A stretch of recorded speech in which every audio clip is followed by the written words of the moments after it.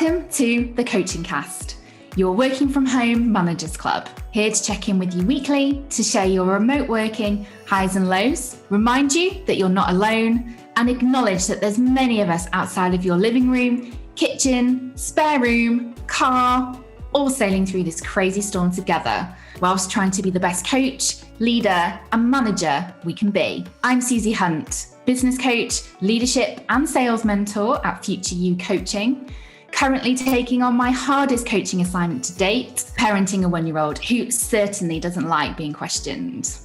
And I'm Lisa Robin Wood, founder of Grip Corporate Coaching, performance coach, leader and chief eye roller when it comes to all nonsensical corporate mumbo jumbo that suffocates rather than advocates. In this podcast, we aim to explore the leadership and coaching techniques required to navigate and survive the current business environment.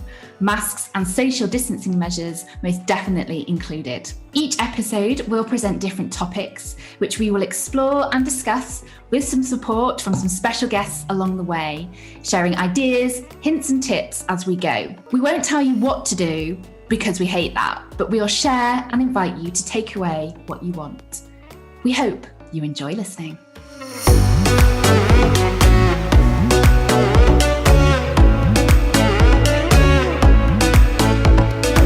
In today's episode, we explore the subject of managing change for yourself and also helping others with this too, especially at the moment when our changes keep on changing. So stay with us and enjoy. Susie, welcome back. I'm glad you're with us. I've missed you and it's lovely to be back together again, recording the coaching cast and obviously having some excellent conversations. So how are you doing? Hi, thank you so much. Yeah, it's brilliant to be back. Sorry for my little hiatus unplanned for a couple of weeks. Thank you for holding the fort as well. Yeah, it's been a bit of an intense couple of weeks. So I think for those of you who follow us on Instagram, you'd have seen that unfortunately I had an appendicitis and so got taken into hospital and had some surgery to whip it out and get it sorted, which it did. And so, yeah, I spent about 6 days in hospital, but I'm home now and on the road to recovery, feeling much better and getting kind of stronger every day. So yeah, all good. And I'm excited to be back today recording with you. I've missed it. It's been, it's been a bit sad not being able to kind of chat every week.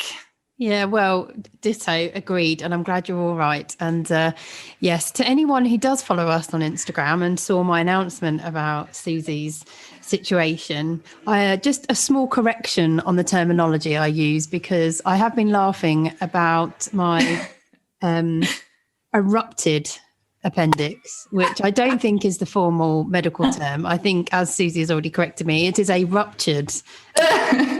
But yeah, so sorry to anyone out there who did notice that and found that particularly irksome. And thank you for not ousting me. But yes, it wasn't an erupted appendix. I don't even know what that would be if it did exist. It was a ruptured appendix.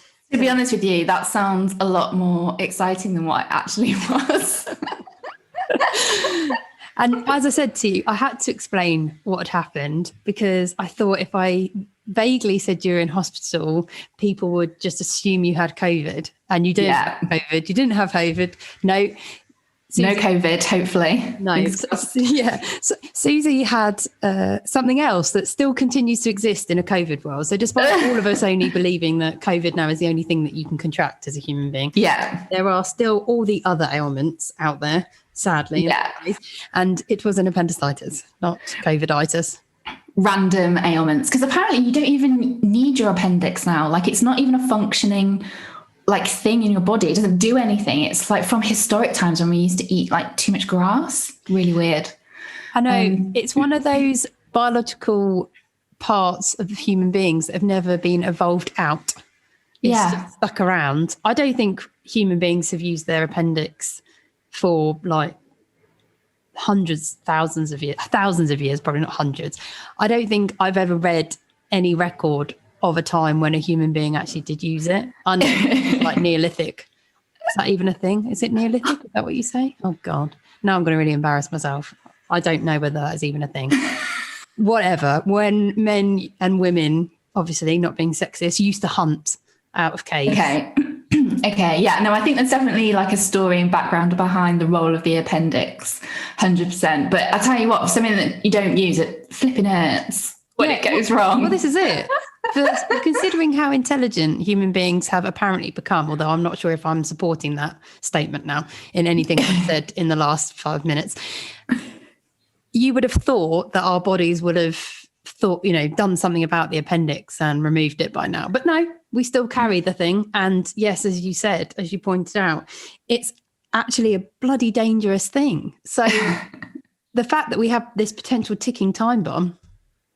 Well, hopefully not for others. But true. I don't wish this on anyone.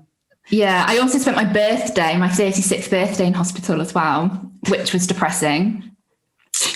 Just a top off the situation, as if 2021 couldn't have got more like miserable.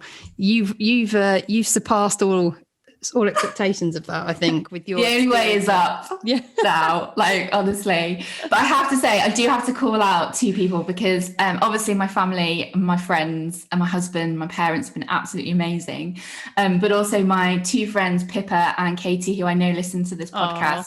They delivered me a little set of balloons to the ward. They couldn't come in because of COVID, and I couldn't go out. But they delivered me some balloons on my birthday to cheer me up, and they really did.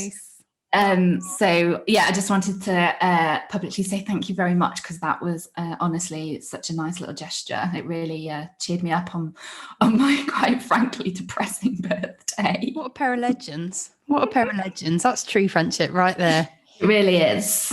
So thanks, girls. Booze then? Didn't like sneak you like a cheeky bottle or something? No, but I did ask the tea lady if she had any Sauvignon hidden away at one point where I was just desperate to go home and I was just like, I need to have a change of scenery and I need a drink. But she didn't. No. And she said Sauvignon. Any particular region that you wanted your Sauvignon? No, just anything to be honest with you. And she said if she did have some, she would have drunk it herself already, so there wouldn't have been any available to put in my tea. So I was like, oh right, okay. Yeah.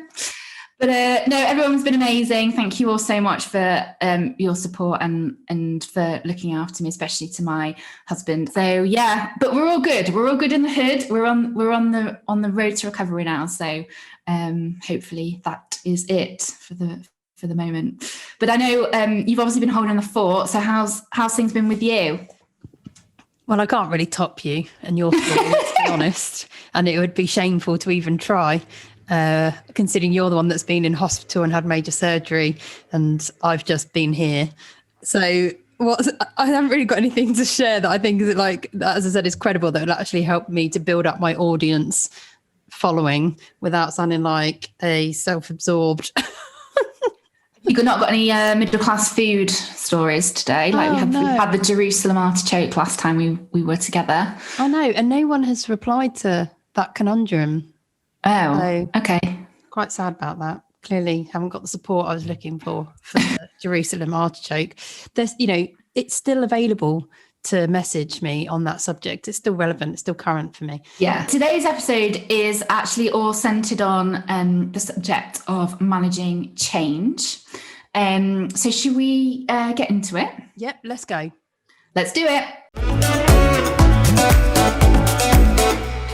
So as I said, today's episode, we explore the subject of managing change for yourself and helping others with this too, especially at the moment when our changes they keep on changing.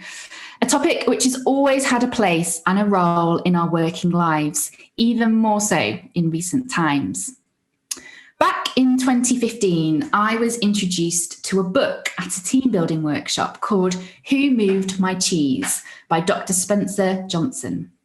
It has a catchy title and it takes less than an hour to read. Absolute bonus.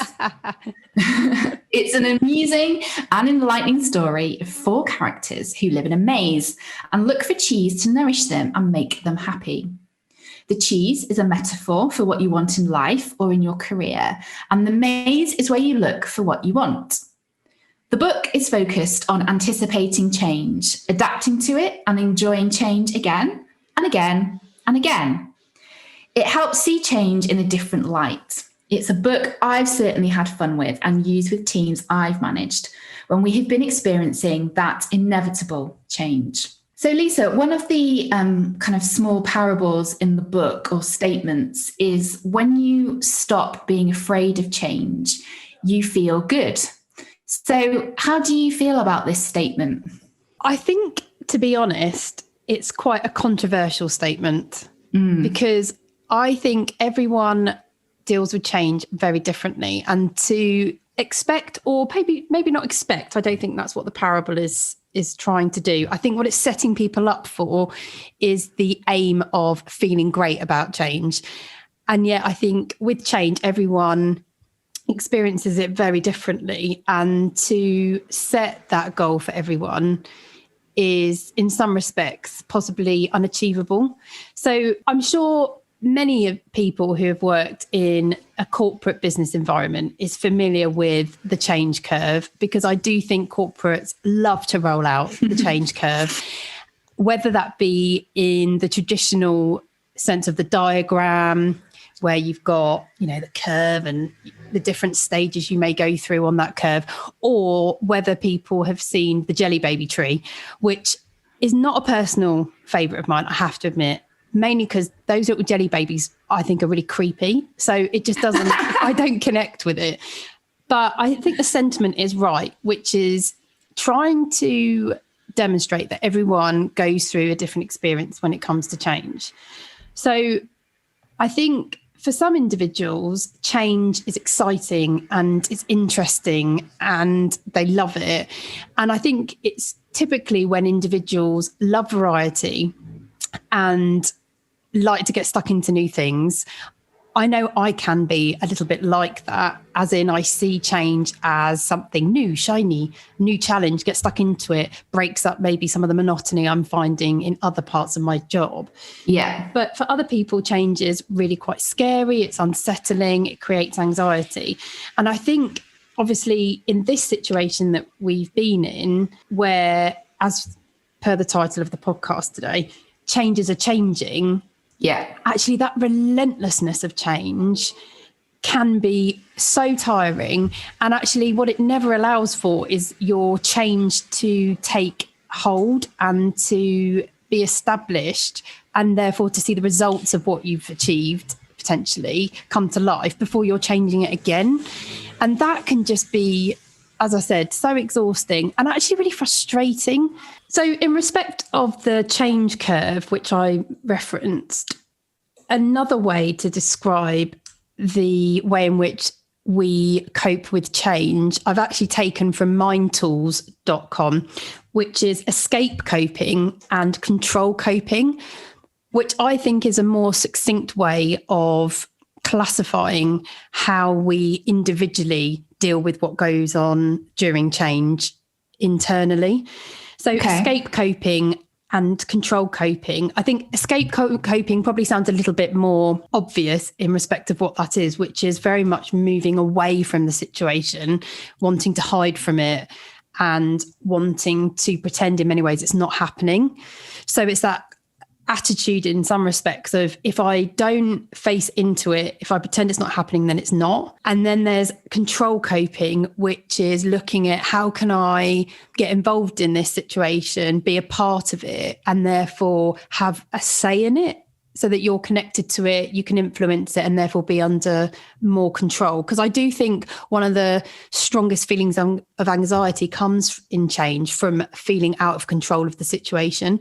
100%. And a couple of years ago, I worked in an organisation where we went through an intense period of change that lasted for 2 years, if not a bit longer, where as a leader and as part of a leadership team, I was being expected to lead on very large changes repeatedly over a prolonged period of time, and changes that impacted a huge department of individuals. There were 100 people in that at the time.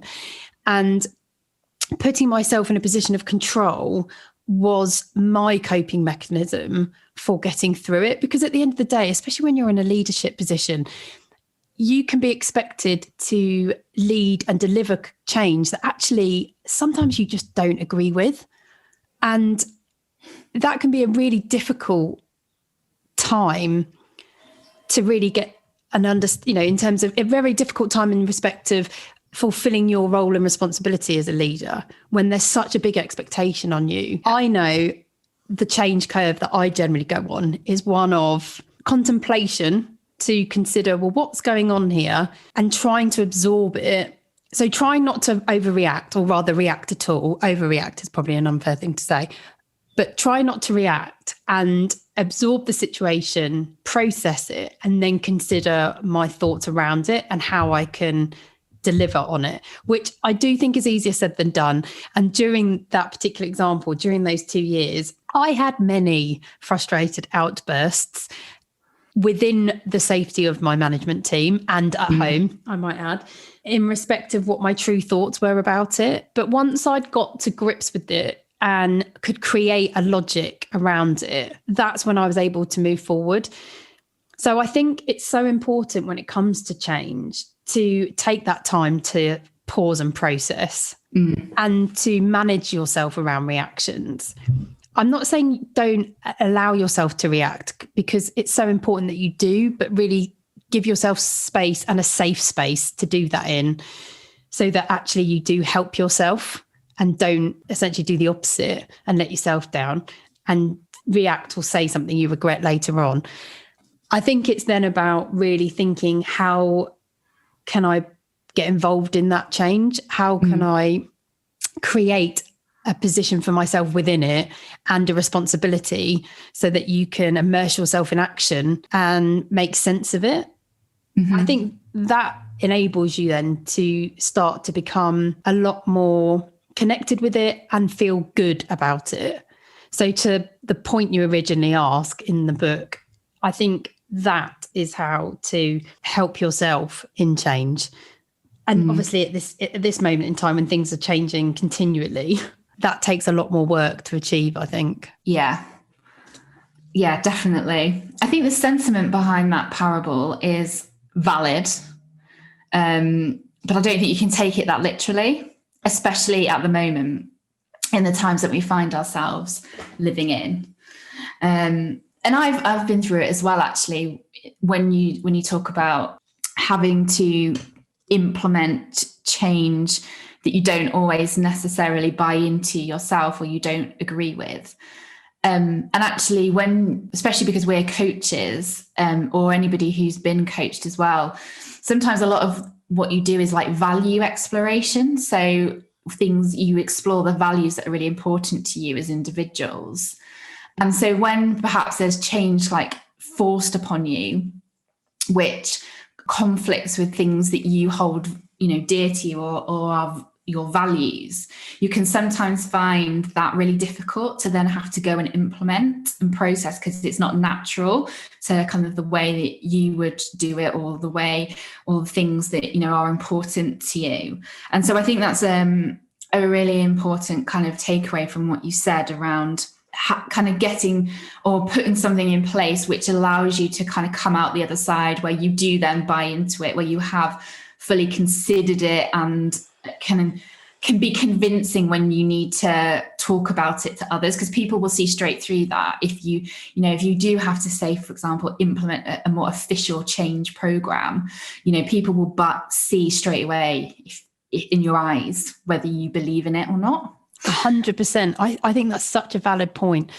I know that when I've been given change or communicated change, the changes that I have struggled to connect with are those where I haven't believed in the reasoning, the logic, the story, the narrative, however you want to describe it, from the individual leading it.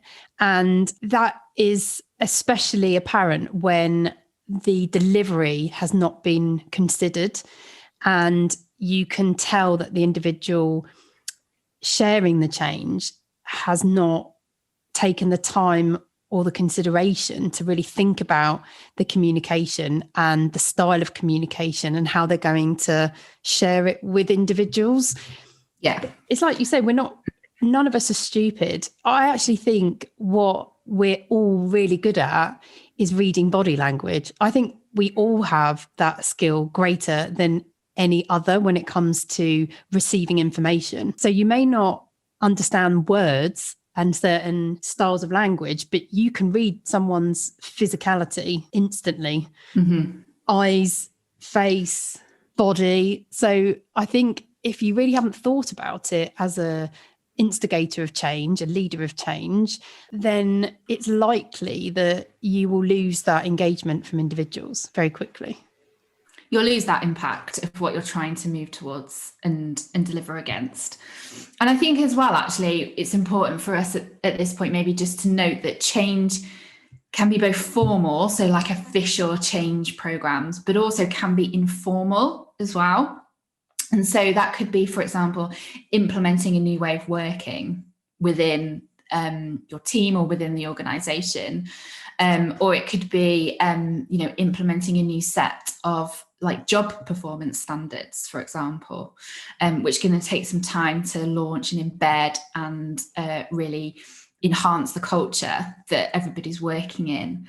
But those points are still valid, whether you're having to implement a more formal change program, which is perhaps has some more significant consequences, both positive and maybe in some forms negative, but also informal change as well, I think.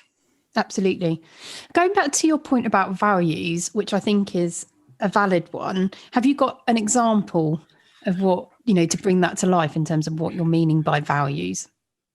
Yeah, so I think I was asked to implement a few years ago a change program into kind of an area that I was heading up at the time, but I hadn't been involved in that change. So I hadn't had the ability to input and make influence in terms of what it was that we were kind of working towards. And so for me as an individual who then had to go and communicate that, one of my values is about that I hold dear is about transparency and kind of respect to other people. And I found that really difficult because I felt like I was in a place of conflict where because I hadn't been able to be fully transparent in terms of what I would do or my ideas or my suggestions into the plan, that when I was trying to explain why we were doing something and where we were trying to get to and what the benefit of it was, I couldn't do that with confidence and integrity because I didn't really believe it, and that really conflicted with me around that value of being as kind of completely transparent as I possibly can. So like in my everyday life, I am who I am. I don't really put on a different persona when I'm at work or when I'm in a different environment. I am quite completely transparent. So I found that quite difficult when I was in that situation. So yeah, hopefully that kind of brings that to life a little bit more. So ultimately, you couldn't fulfill the value of transparency because you hadn't in yourself been given or treated with that value, because they hadn't enabled that change to be transparent to you in terms of its logic, reasoning, purpose for you to be able to share that onwards. Yeah. And at the time, I didn't fundamentally disagree with the change actually, but I did have some conflict about the plan for how it was going to be communicated and how it was going to be managed. And I found that bit, because I think it's centered more around the people, I found that bit the hardest to kind of deal with. And I think what you have started to raise there is a really, really key point about the implementation of change. And I think so often in my experience, what organisations have been very quick to do is communicate what the change is going to be, but not clarified how that change is going to be delivered. Yeah. And I think what's so important when you're talking about implementing change is actually sharing with individuals the plan to get there, to manage their expectations, because so much anxiety is created unnecessarily from a lack of information. because people will hear the change, they'll hear what they would like to in that. And without a plan for how to get there and what it's going to look like and what it's going to involve, people will start filling in the gaps. And as human beings, we generally tend to go to the negative, not to the positive. Mm-hmm. We catastrophize in our own minds all the worst things that could possibly happen. And I think even with informal change, like you mentioned there, in terms of changing team structures, as soon as you start saying those words, people can have a tendency to think about redundancies, even when the word hasn't been mentioned, or they'll think of how will it change my job role, or how will it change my responsibilities? And if people really love what they do, that will be quite frightening. And I know I've seen it before in organisations where so much anxiety has been created unnecessarily just simply from leaving things out. Yeah, I've seen it too. That being really clear around that. So what? Yes. What does that mean for people? If that is missed, or there's an element of vagueness around it, the jungle drums will just absolutely go wild, and people will speculate to your point, and build more and more uncertainty and anxiety. And I think that is the step, in my experience, having both implemented a change and also been a person who's experienced it as well, where if that piece is left out or not managed correctly, it can have a significant impact. Absolutely. I know what I always state in those scenarios when it comes to change is the preparation that goes up front has got to be substantial, and it should never be disregarded. I know in organisations you operate under pressure and you operate on time constraints, no more so than in the last 18 months, I think. But that shouldn't take away from the time spent on preparation and thinking about how you're going to communicate it to people. I think telling a story is one of the best techniques to utilise. So take people through the start, the middle, and the end that you're trying to reach. It doesn't have to be completely detailed. And I would even argue you should be upfront and honest if you know it's not, and just call it out, because actually that shows honesty. And I think it demonstrates transparency that says we haven't necessarily worked this all out yet. We will do, though.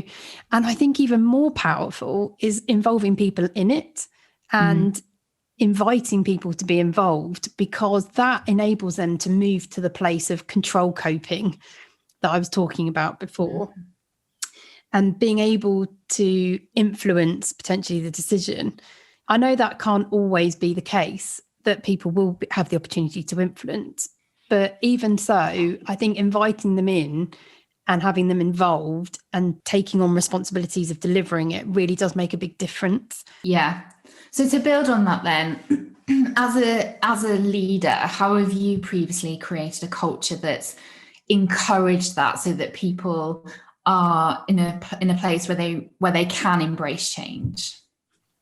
So I think many of my peer group from previous roles will probably say that the way I've achieved this is by being extremely stubborn within my management roles and in my management teams, and being that voice of reason that challenged most decisions we made, because of wanting to get the best outcome for all of us, and for wanting to ensure that as a leadership team, we were demonstrating truly honest, strong leadership to the people who we looked after, and that we could demonstrate that we took that seriously. So I know I made things difficult, I think, a lot of the time, because I wouldn't stand for rolling out a change that I didn't feel we'd thought through.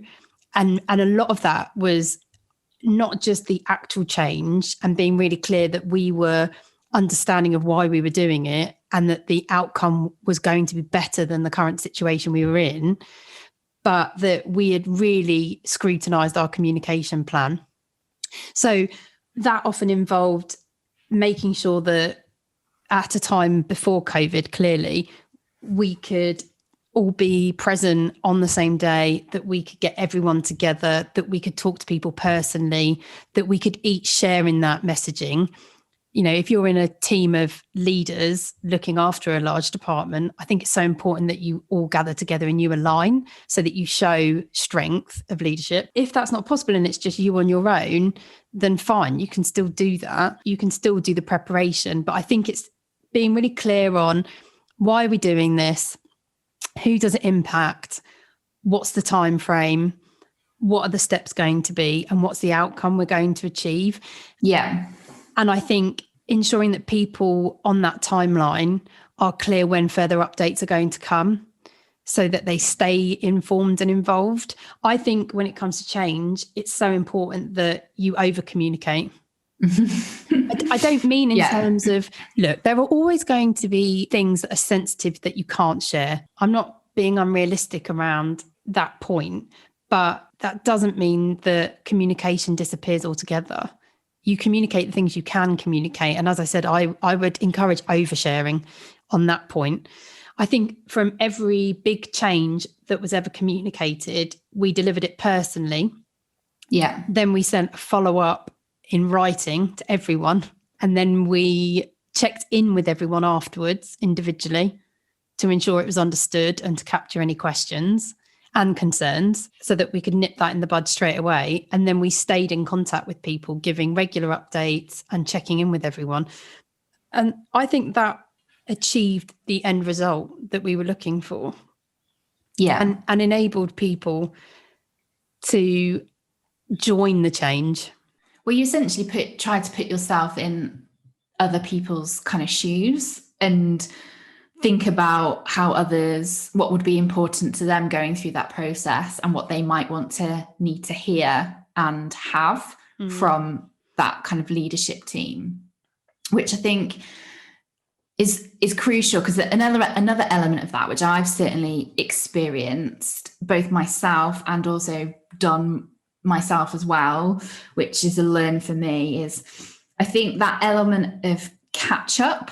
So what I mean by that is sometimes, especially if you're trying to implement a large, significant change program, you've been working on it for a really long time, probably with some colleagues, and it's all you've lived and breathed for probably, a couple of months leading up to it. But others haven't. So when you then get to the point where you communicate it, that's the first time they've heard it.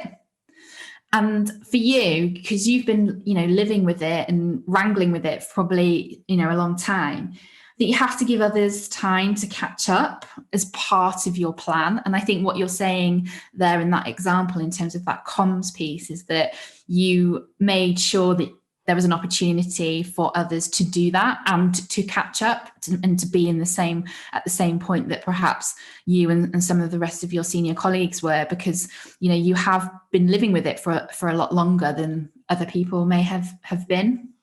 And I think that's important, to have that patience and allow people to ask those questions and feel like they're being answered in a way that's not particularly rushed as well. I think that's such a good point. And actually, that is what we aimed to achieve in the changes we rolled out. It was that we're going to deliver the change notification now, but the change itself will happen in 2 weeks, 4 weeks time. And that was exactly to achieve the point you've just made. It was to enable those that it was going to impact to catch up, which I really actually like in the way you describe it. It was there to enable them to absorb what was going on, get comfortable with it, and have time to express, as I said, how they were feeling and any worries or concerns. And I appreciate we're probably being a bit vague here when we talk about change programs. The changes I'm making reference to predominantly in these examples were team structure changes. So it was getting the department and changing it into different team setups, moving people around, both physically and potentially in roles. So all of it was impacting on people. So I think, invariably all changes impact people somewhere, but these were very specific people moves.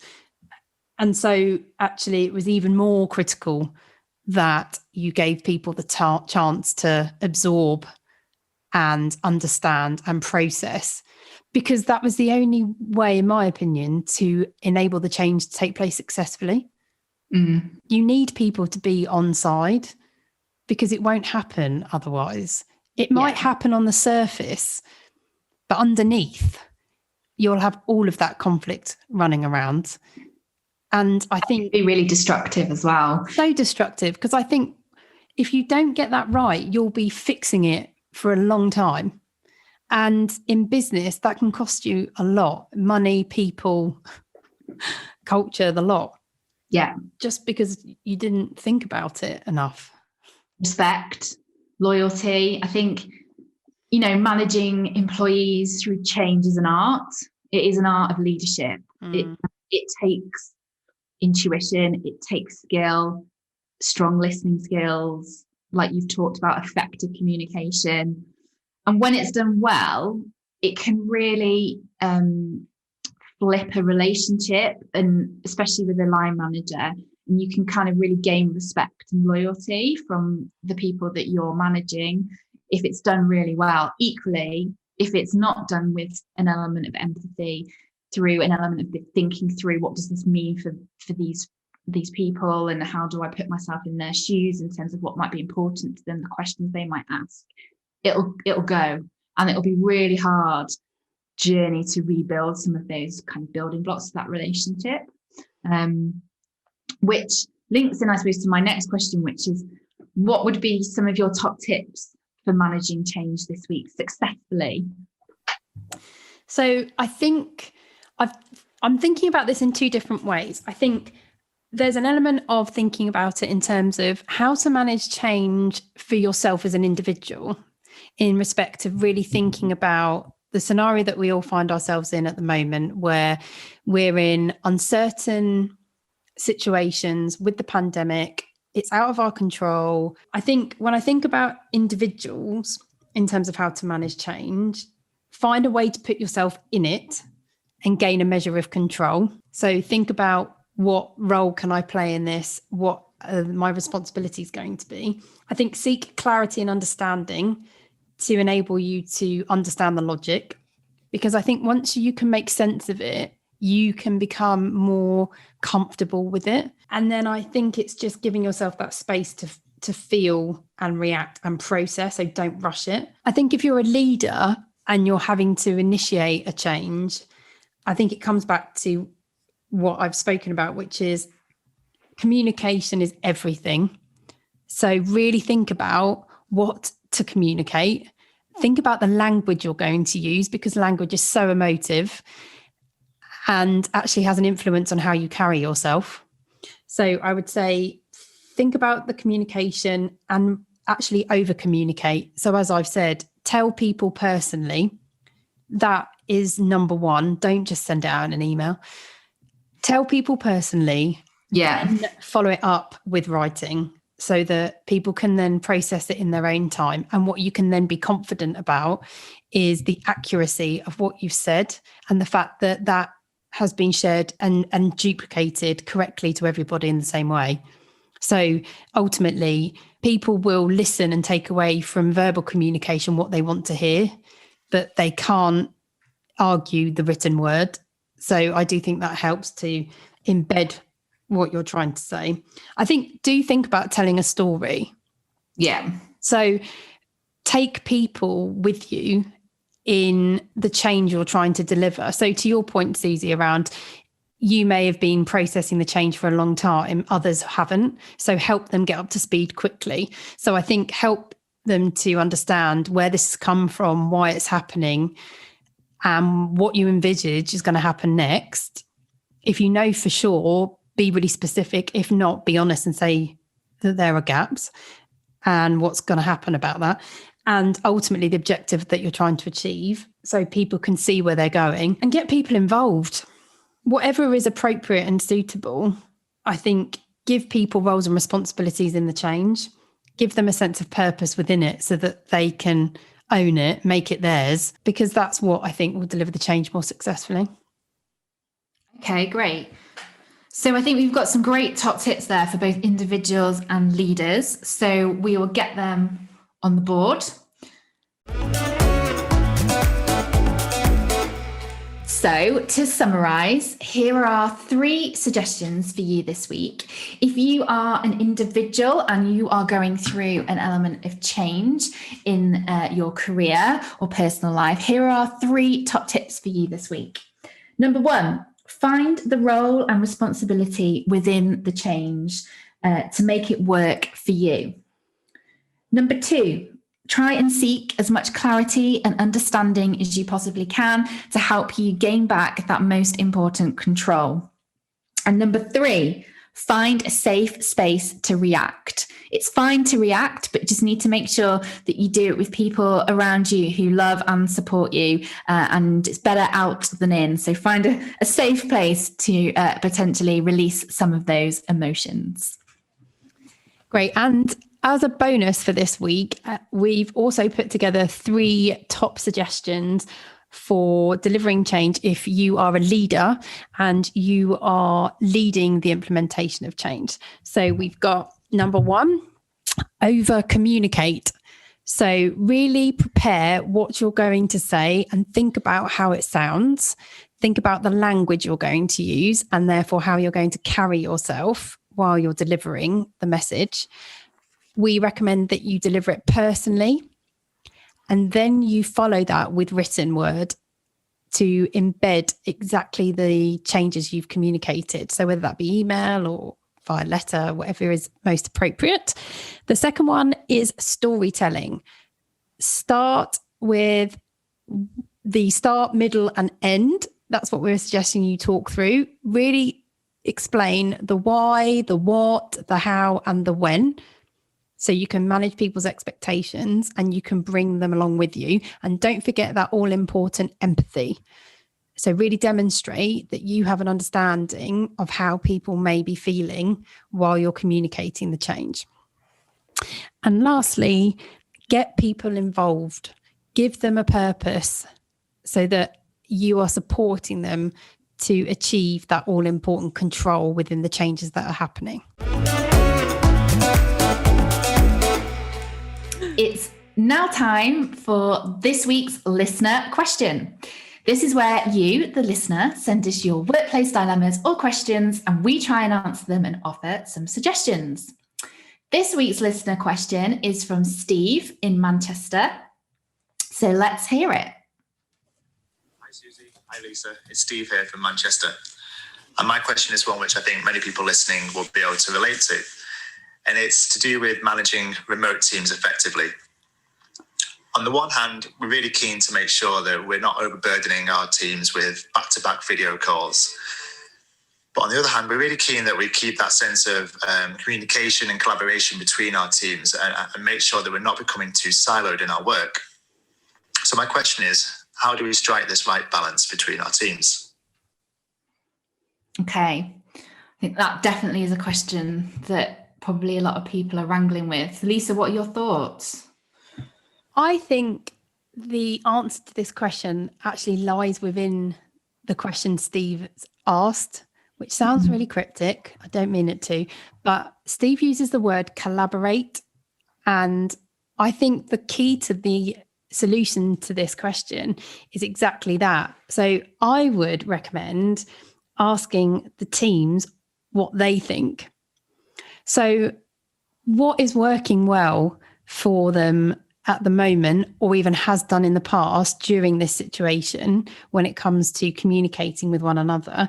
What hasn't? What do they want to do more of? What do they want to do less of? And actually, I would ask them the question, what is the right balance? Because I think that involves them in the solution and helps to create the answer, if you like, that best works for everybody. I think it's wrong to assume that people are burdened with multiple calls. At the end of the day, that is the only way we can communicate at the moment, because we can't be together. And there is going to be an element of having calls whether that be over the phone or over video, to enable that connectivity to take place, to be maintained, and to support the collaboration. What have you got to add to build on that, Suze, to help Steve? So the only thing I would say is about the balance of content versus frequency of those kind of catch-ups and calls. So making sure that you've got that balance of it absolutely just being about work and moving forward on things, but also an element of personal or fun kind of interactions within there as well, and mixing it up in terms of, it doesn't necessarily always have to be Zoom, doesn't always necessarily have to be on Teams. You could do a walk and talk, which I know we've talked about on previous episodes. You could do a stand-up meeting where everyone's just stood up, not sat down. Just changes the dynamic and the energy of things if you think that's needed. But to Lisa's point, I think actually asking the people that you're involved with whether the balance is right is probably the most important step, and then modifying it from there. We talk a lot about working from home effectively in the pilot episode, so there's probably a few hints and tips in there as well if you perhaps would like to give that one episode a listen as well. But I hope that gives you some food for thought, Steve, around kind of striking that right balance. Absolutely. So if those of you who are listening have your own thoughts on this question from Steve and would like to share, or if you have a question that you would like us to answer, get in touch and email us at hello@thecoachingcast.uk, or you can send us a message on Instagram at thecoachingcast. It's now time for Bullshit Bingo, where we call out phrases which get commonly used in the workplace, which quite frankly make us cringe. Today's Bullshit Bingo is, drumroll please, going the extra mile in the context of working longer means you have worked harder. Now, this gem was given to us by one of our listeners, Holly, who contacted us on Instagram. So thank you so much, Holly. We wanted to 100% use this one, going the extra mile. Lisa, have you come across this bullshit bingo phrase? So many times. Oh my goodness. I think it's so dangerous as well, because I think it sets this precedent that working for longer is a positive and should be celebrated. I hear it less so in the current situation. I do think organisations have been a lot more conscientious around individuals' well-being and people taking a rest, because the pandemic has been so relentless and people have been stuck at home and, locked in at home as it is at the moment. And I think there's more recognition now for taking breaks, changing sceneries and giving yourselves a rest. But I do think historically, this has been a really dangerously used phrase, especially when it's come to reward and recognition. So in terms of when giving out specific reward, whether that be in the terms of gifts, definitely this has come under the guise of that person's gone the extra mile. And I don't think it's healthy, and even more so now. Yeah, I would agree. I think for me, it kind of automatically feels a bit of an archaic statement, and actually one that in some instances might breed the wrong behavior. So if you're just constantly on this hamster wheel of work, you could burn out at some point. That's not healthy or sustainable. So maybe rewarding that in some instances is not the right thing to do. So yeah, it's definitely a bullshit bingo for me. It's also vague, going the extra mile. Because in my head, I know when I heard it, what I didn't often connect with was what going the extra mile actually meant. And it was used so frequently for such a plethora of things, none of which were vaguely similar at times, that it was really hard to then be able to, in my opinion, measure it. I mean, the hilarity is that a mile is actually a form of measurement, because it's a formal measure of distance. But obviously in a work context, it's totally irrelevant unless you run miles or walk miles as part of your job. But what it meant is that it then became such a subjective form of recognition because it didn't seem to relate to anything specific enough. And then you weren't clear about what was actually being rewarded.